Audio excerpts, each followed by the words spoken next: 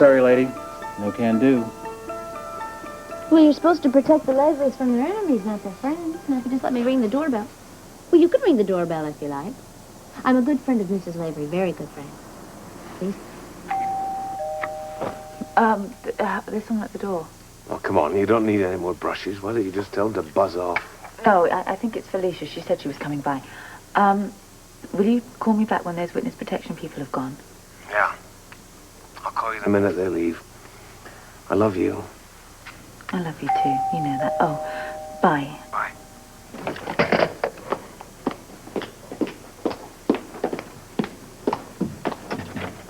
This lady says she's a friend of yours? Yeah, well, she is. Come in, please. Thank you.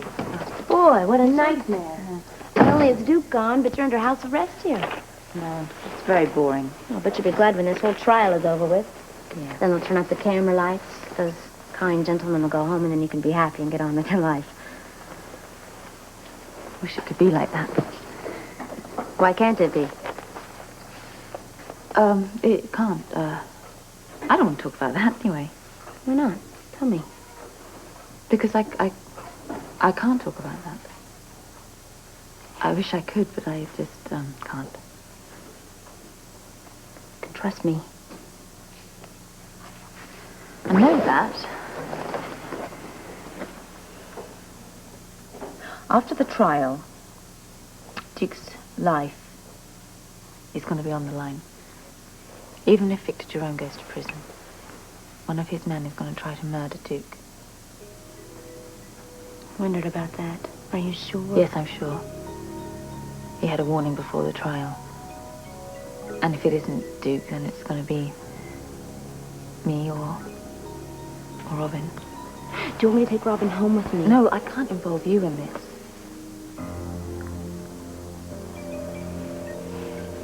When this is all over and Duke's testified, we're going to leave here. We're all going to leave Port Charles. Forever.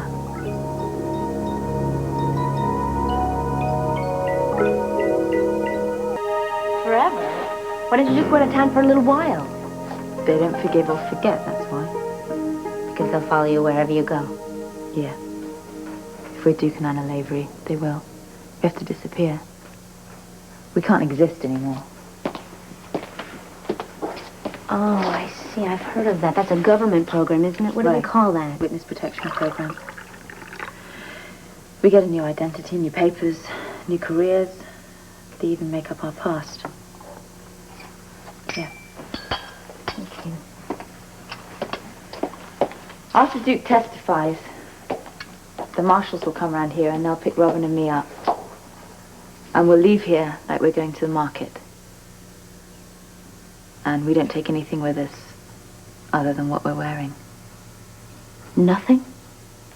Nothing. I mean, what you can fit into a handbag, that's about it. But what about Robin's things, like her medical records and her school grades and things? That's what, they make that up. Well, I guess I'm the only person that gets to say goodbye. Don't say that. I'm not going today. I mean, you know. Do you know what part of the country you'll be going to? No. It's probably quite a long way away. What if you don't like it? Well, that's just tough. We don't have any control over our lives anymore. That's it. Duke, he likes working in restaurants. He's good at that. But we can't do that now. That'll be the first place they'll look. I mean, I don't know what he's going to do. He can't sell brushes door to door. That's ridiculous. That's how it has to happen, Felicia. That's what our lives are going to be like. Well, what about Robert and Robin?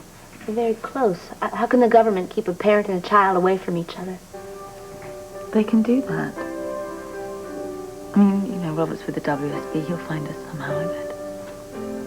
Very well. Yeah. It's so bloody stupid. You know, I haven't done anything. Robin didn't do anything, and Duke was just trying to protect his family. You've been very strong in this. I'm glad you told me. Well, I have to be strong. This isn't helping any. Yeah, you are. You know, I could never do this. I could never be this strong like you are. Not in a million years. Oh, yeah, I bet you could. You'd have done anything for Frisco. I'd like to think you feel the same way now about Colton.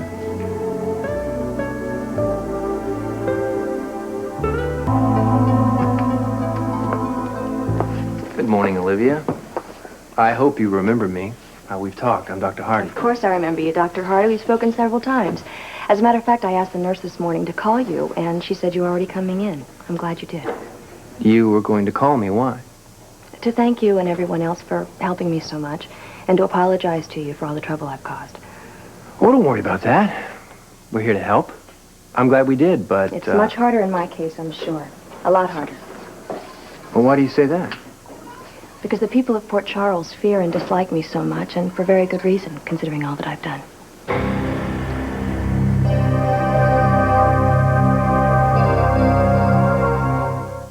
Olivia, what makes you think you're feared and disliked? It's pretty obvious, Doctor. They don't put armed police guards on nice little innocent girls' doors, do they? And how could I forget Mr. Scorpio coming in here and reading me my rights and arresting me? Did you understand why he arrested you? So he could hold me here for trial.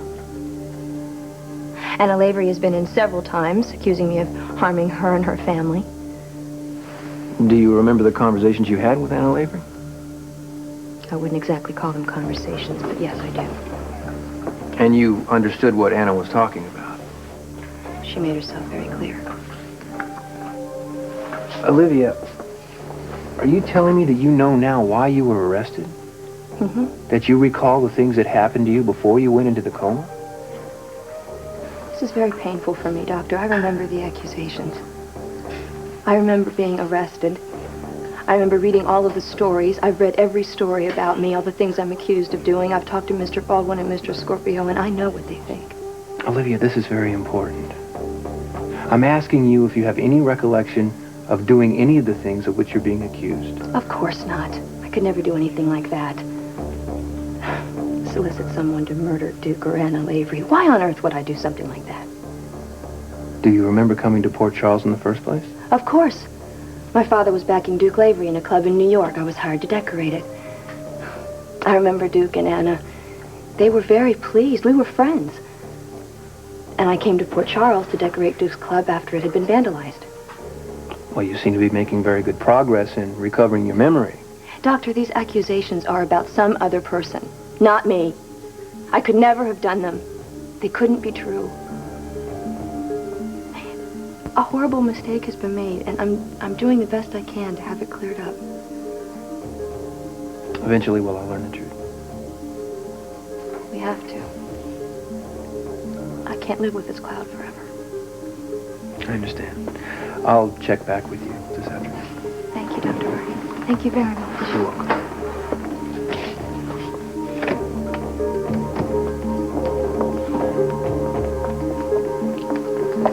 Tom, what is it? Either Olivia St. John genuinely has amnesia or she's the best actress I have ever seen. Why? What do you mean? Well, she's no longer the young girl she was yesterday. She's an adult who's hurt and puzzled over these awful accusations. She says she didn't do any of it. Oh, brother. Scott Baldwin's looking for you. He wants to get your report.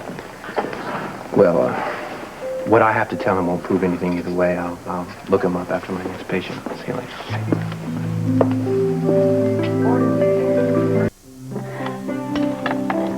I feel better after talking to you. I really do. I hope I didn't upset you, did I? No, you didn't upset me at all. I feel very flattered that you felt that you could confide in me. After all, you have a secret for me, too, right? Right. You and Colton. Right. You know, I would just wish that we could tell everybody how we feel about each other. Well, you will. Yeah.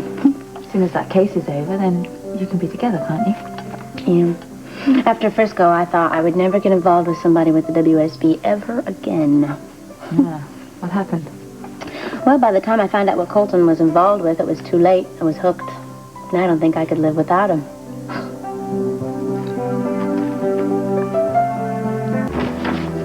Stop right there, pal. No, it's all right. I believe I know this gentleman. Of course you do. I got something to say to you. Aren't you the prosecutor who failed to get a conviction against Anna Lavery for the attempted murder of my daughter? And if memory serves, we also had a little encounter at General Hospital. I didn't fail. Your illegitimate son tried to bump off his own sister. But now I'm the prosecutor in the other direction. Of course, you already know that. Oh, very well. I read in the papers that you promised the public my daughter will be in jail for the rest of her life. I said that, and she will be. Then what in the hell do you want from me? You want my blessing? I just want you to know that. And I want it to go on record. I know you're not going to admit it. Fort Charles is not New York. I can't be bribed.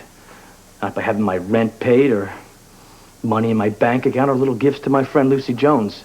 Very commendable. You're a wonderful person. Excuse me. But of course, if you took the money and the jewelry back, you'd be admitting that you gave it to me, which is a felony. Yes. I believe there is such a law.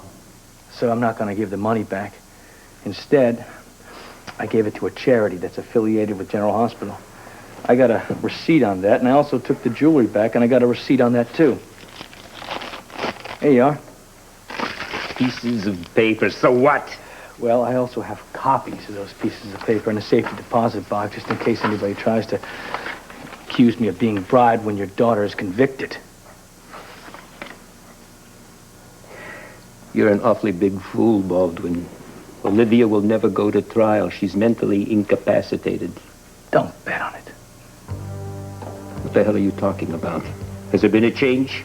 Has she regained her memory? Go see for yourself. Olivia's a smart girl. I mean, she was trained by the best how to steal and lie and cover up. So she's not admitting anything right now, but eventually she's going to break and she's going to pay, just like you will.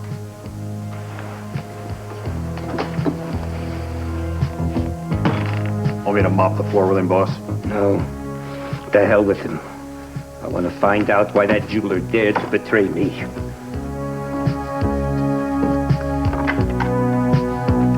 Think of it as an investment. Well, I don't know. Let me think about it. Maybe I'll come back later. This is Harry Hoffman. Victor Jerome, I want to know why you dared take back that jewelry I bought. Your orders were clear.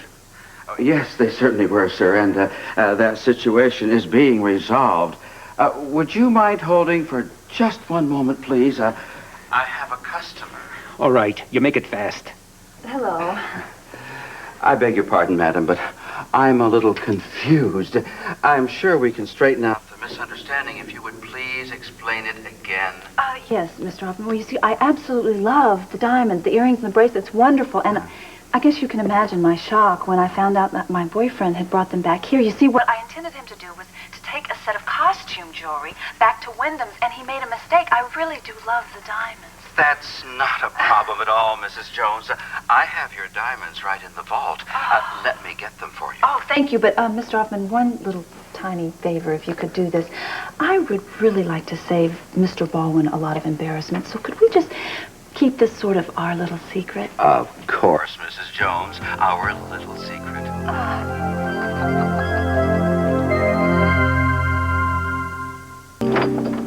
Duke Lavery? Yes, please. Pleasure to meet you. I'm Roy Carver, the director of the U.S. Federal Witness Protection Program. Oh, well, thank you for coming in person. I appreciate it. As you can imagine, I have 100 questions to ask you and 1,000 doubts as to whether I'm doing the right thing. Well, both reasonable. After all, this is the toughest decision you've made in your life. Except for when you decided to testify against Victor Jerome and the Carter mob. Now, I must tell you that our sources on the street have informed me that there's already a $100,000 contract on your life. Oh, I'd personally like to strangle Victor Jerome. Actually, Victor won't be your biggest problem. He'll be on ice out of harm's way. Oh, we'll pull a few strings, of course, but really no big deal. And the way I see it, your biggest problem will be all those young pistoleros out there who see doing you in as a fast way of making a big name for themselves. Not to mention a little extra spending money. That'll be Malone, my deputy. Will you excuse me? Of course. Woody, come on in. Good to see you. Woody Malone. Meet Duke Lavery. My pleasure. Mr. Lavery, I want to express my personal appreciation to you for having the guts to put those buzzards where they belong. Yeah, well, I hope it does the public more good than it seems to be doing me at this point. Well, Woody here will be your agent in charge. He'll be your liaison with our department. Yeah. I hope you gentlemen have experience in these matters because you're dealing with amateurs. I've got dozens of witnesses out there, and knock on wood, never lost a one. Now, we have a few details we need to work out. No, wait a minute. You're only just here to give me information. I haven't agreed to go into the program yet. Well, you don't have to. But before I walked out of that courtroom alone, I'd make sure my life insurance was paid up and my will was in order. Yeah. I'm not going to agree to do anything until you reassure me that my wife and my stepdaughter will come to no harm. We'll have our best man with them every minute, till you see him again at your new home. Where will that be? You'll be told that when you get there. I'm sorry, it's the only way we can keep a lid on this. Okay.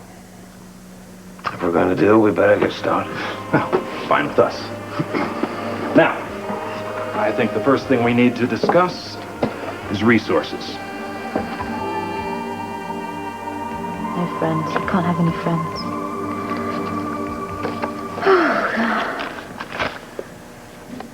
Come on. You've got to go. Go see Colton. Come on. I'm here because I want to be here. I know you are, but I'm going to be fine now.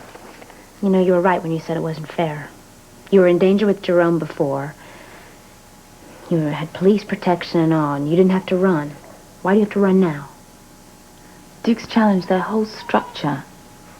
I mean, he has revealed how they work, how they're connected, how they launder their money. I mean, he's ostensibly violated their code. I should have... I had a chance to stop it once. And I should have stopped it that night. What night? When? Well, there was this banquet. And Victor Jerome had everybody together, all the brass. He was trying to control Olivia. I realized that later. And he stood up and he said that Duke and I were going to be in charge of the mob. I mean, it was incredible. I didn't know what to think. And we figured that perhaps we could get everybody that way if we went along with it. But no, I should have stopped it then. I should have stood up and said something. Well, how would you know what to say? I wouldn't. I don't know. I should have just stopped it. Well, you can't blame yourself. There's nothing you could do. I know that. All we can do now is just get as far away from here as possible where they can't find us. Go see Colton. Come on. I'm not going to say goodbye. I can't. Don't say goodbye. Duke has a few more days of testifying to do, so we don't know when we're leaving. Well, I'll come by every day to see you and Robin. All right. All right? And we can chat some more. Okay. I love you. Bye.